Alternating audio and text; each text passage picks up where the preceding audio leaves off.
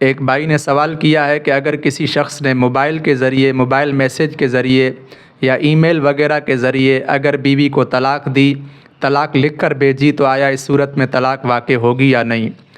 دوسرا سوال یہ ہے کہ کسی نے نشہ کیا اور نشے کی حالت میں طلاق دے دی، تو آیا اس صورت میں طلاق واقع ہوگی یا نہیں؟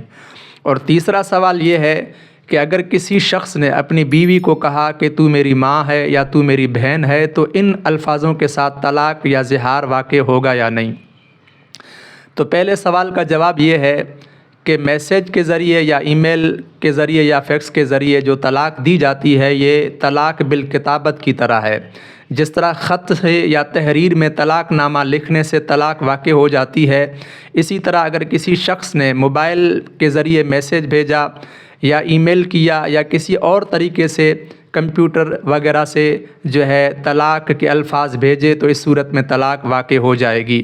اور اگر اس نے یہ الفاظ مطلق بغیر تعلیق کے، یعنی ان کو کسی شرط پر معلق نہیں کیا، ایسی صورت میں جیسے ہی اس نے میسج لکھا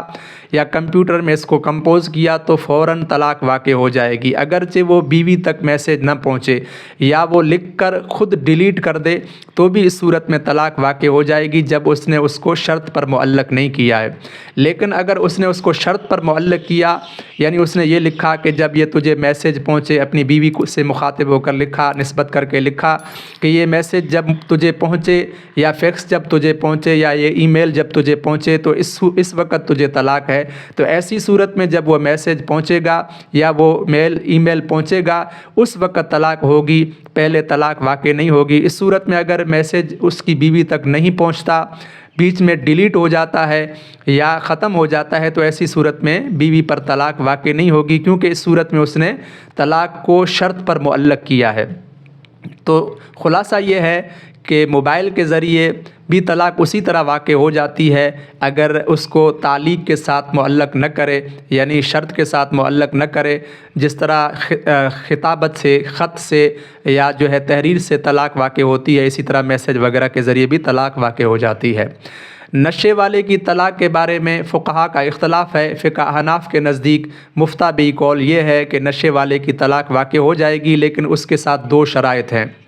پہلا شرط یہ ہے کہ نشہ کسی حرام چیز کا ہو، کیونکہ نشے پر جو طلاق واقع ہوتی ہے وہ زجر اور توبیخ کی وجہ سے ہوتی ہے، اور زجر اور توبیخ معصیت میں ہوتا ہے، اور یہ معصیت حرام چیز میں ہو سکتی ہے۔ اسی لیے نشہ آور چیز، وہ مشروب یا وہ معقول چیز حرام ہو، جیسے مثال شراب ہے، کھانے میں جیسے افیون ہے، ہیروئن ہے اور چرس وغیرہ ہے۔ اگر اس طرح کا اس نے نشہ کیا جو حرام چیز ہے، اور پہلی شرط یہ ہے۔ دوسرا شرط یہ ہے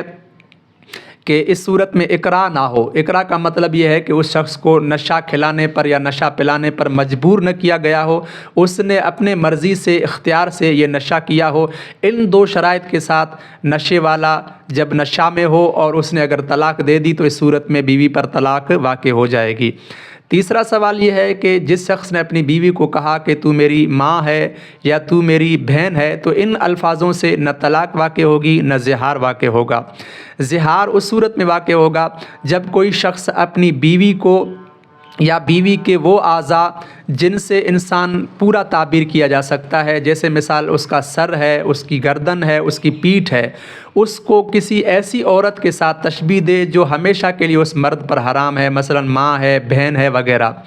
اسی طرح اگر وہ اس کے ساتھ تشبیہ دے گا تو پھر یہ زہار کہلائے گا۔ مثلا کوئی یہ کہے کہ تیری گردن میری ماں کی طرح ہے، تیری پیٹھ میری ماں کی طرح ہے، اس طرح اگر اس نے تشبیہ دی تو اس صورت میں زہار واقع ہو جائے گا۔ اور زہار کا حکم یہ ہے کہ جب زہار ہو جائے تو اس کے بعد بیوی کے ساتھ ہم بستری، جمع وغیرہ حرام ہو جاتا ہے جب تک اس کا کفارہ ادا نہ کرے۔ اور کفارہ یہ ہے کہ ایک غلام کو آزاد کرے، لیکن اس وقت چونکہ غلامی کا سلسلہ نہیں ہے، اسی لیے دوسرے نمبر پر 60 روزے رکھے گا،